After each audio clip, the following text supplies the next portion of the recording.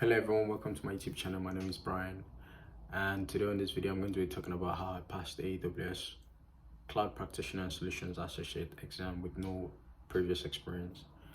For a little bit of background on myself, I was in the military and I just recently left, so I'm currently in the period of transitioning back into civil world, and so yeah, I'm currently doing that right now. I just recently started a new job in IT, working as a cloud engineer.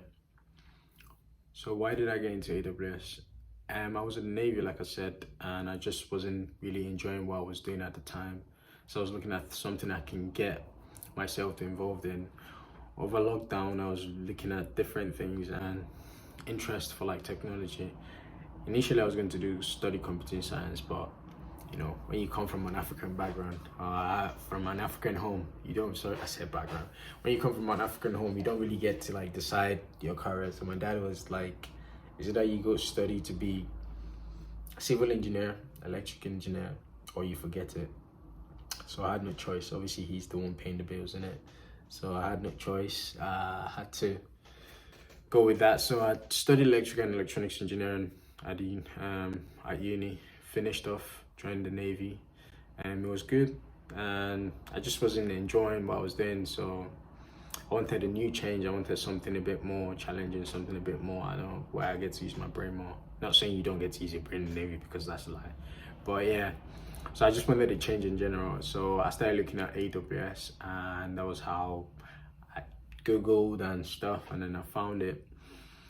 So how I really got started, the resources that helped me, like I said in the start of the video, I had no prior experience, so it was a lot of just learning and just trying my best to really understand what AWS is and how the services work and everything. So what resources did I use?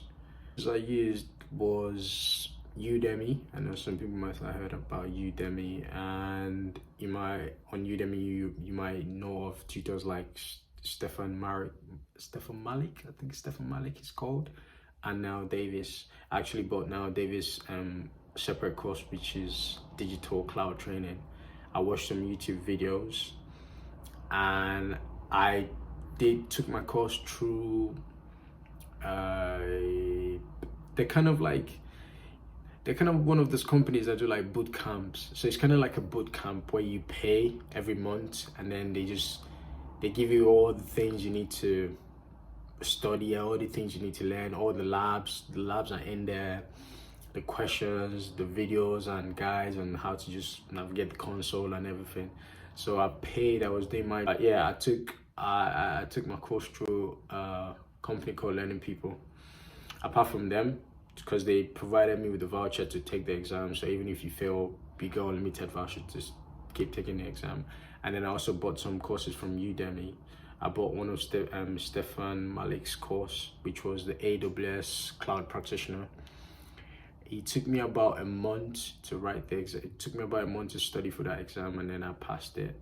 But before that, I was already like playing with AWS, I think at the start of this year. But I took it proper seriously and paid for the course and everything, and started revising, like preparing myself for it.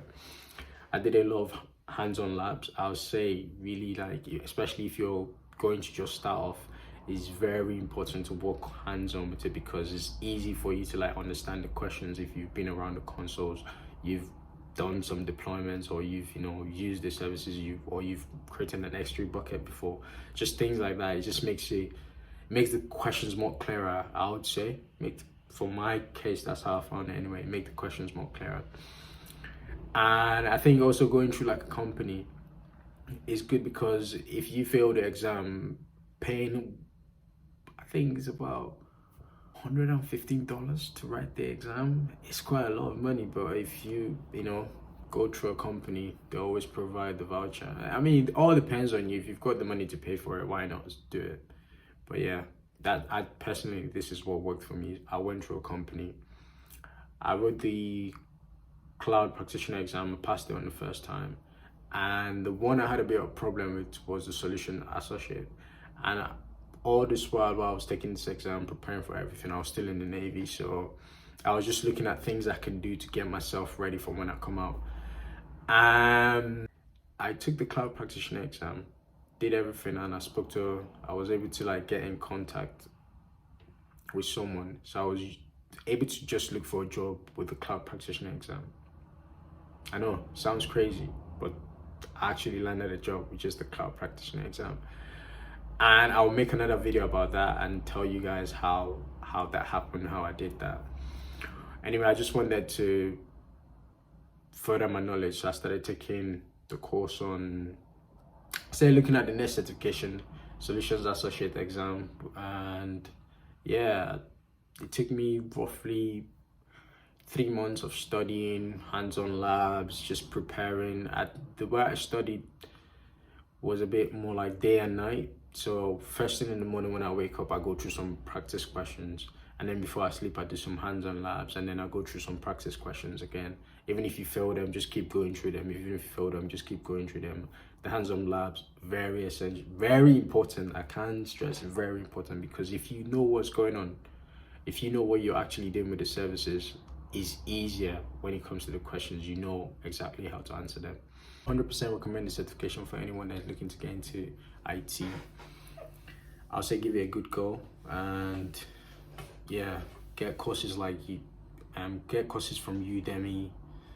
Look at now Davis digital cloud training is actually really good. He has a lot of hands-on lab there and practice questions as well. Also, YouTube is another good resource as well.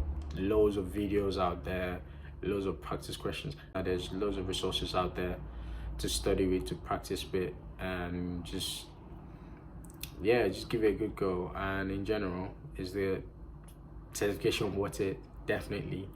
Will I be recommending it? Definitely. I feel like it would be good to share tips on how I landed my job. Obviously, someone with no experience, I'm sure there might be someone out there that might need, that might need this video, that might find it helpful.